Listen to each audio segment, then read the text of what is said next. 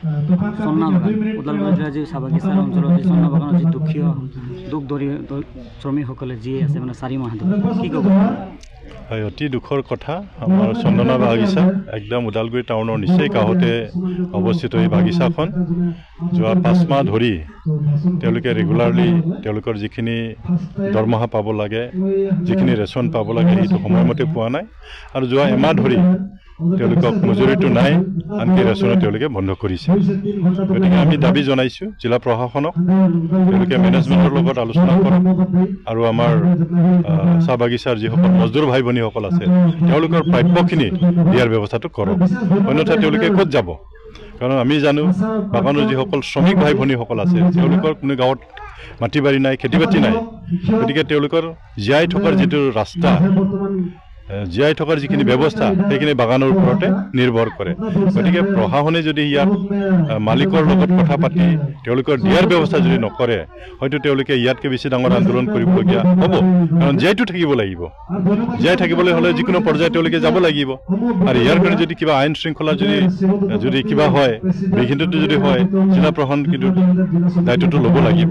তো সেইকাৰণে মই অনুৰোধ কৰিছোঁ, আমাৰ বিশেষকৈ জিলা প্ৰশাসন লগতে অসম চৰকাৰক মই অনুৰোধ কৰিছোঁ, মালিকৰ লগত কথা পাতি তেওঁলোকৰ মজুৰি আৰু ৰেচনবিলাক দিয়াৰ ব্যৱস্থাটো কৰিব লাগে। যিহেতু বিটিআৰ চৰকাৰে ঘোষণা কৰি আছে যে ছুইজাৰলেণ্ড বনোৱা সপোন এটা আছিলে দেখিবলৈ পাইছোঁ এনেকুৱা ধৰণৰ বস্তু। মই ভাবোঁ এই বাগানৰ লগত কোনো ছুইজাৰলেণ্ডৰ লগত সম্বন্ধ নাই। তথাপিওতো আমাৰ বিটিআৰ চৰকাৰ যিহেতু আছে, সেইটো যিহেতু কাউন্সিলৰ অন্তৰ্গত পৰে, আৰু ইয়াতো আমাৰ শ্ৰম বিভাগৰ EM সকল আছে, আমাৰ প্ৰিন্সিপাল ছেক্ৰেটাৰী আছে, চিফ আছে, তেওঁলোকে ইয়াৰ দায়িত্বটো ল'ব লাগে।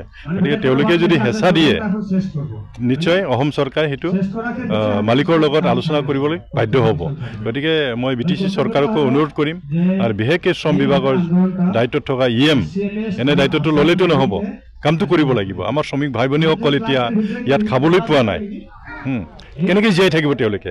ইয়াৰ কাৰণে তেওঁলোকে যদি অলপো যদি আলোচনা যদি নকৰে, আজি ধৰ্ণা কৰিছে, আজি তেওঁলোকে আহিব লাগিছিল, খবৰ ল'ব লাগিছিল, কাৰণ তেওঁলোকে চৰকাৰত আছে, তেওঁলোকে সেইখিনিও কৰা নাই।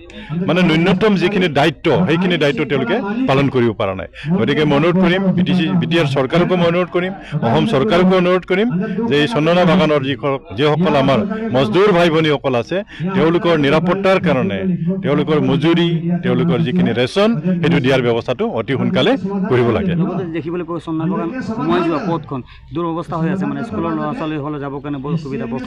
সেইটোতো ক'ব নালাগে। ইতিমধ্যে মই যেতিয়া মই দায়িত্বত আছিলোঁ তেতিয়া আমি PMGSY সেইটো ধৰিছিলোঁ, কিন্তু PMGSY ৰাস্তাটো যিহেতু ফেজ ৱাইজত হয়, সেইকাৰণে সেইটো হৈ উঠা নাছিল। মই ভাবোঁ এইটো ৰাস্তাটো নিশ্চয় হ'ব। সেইটো আমাৰ এতিয়া এই মুহূৰ্তে এইটো ডাঙৰ কথা নহয়।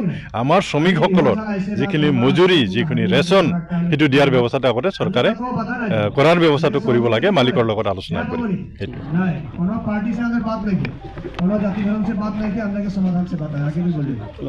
সেইটো